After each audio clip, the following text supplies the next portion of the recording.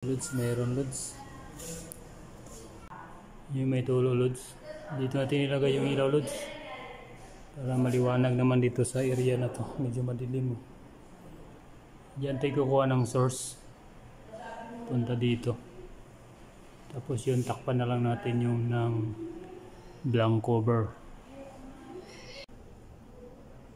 Dahil napatakan ng tubig dito guys. Saan yung butas?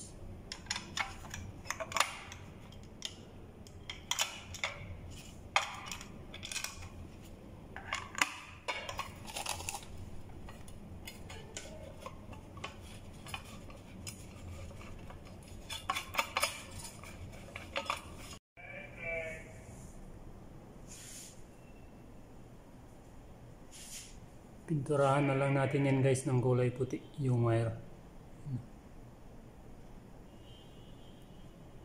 Hindi makakita yan guys pag napinturahan na ng kulay puti.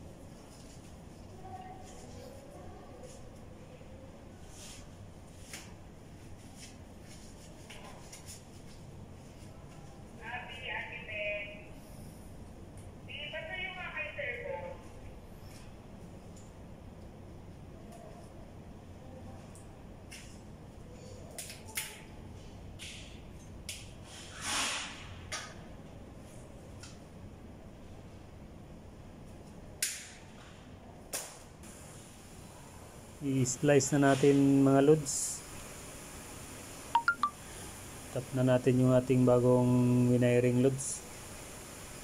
Hindi ko na siya nilagyan ng molding loads dahil ito kasing design loads ng yung kisam, yung parang ceiling loads.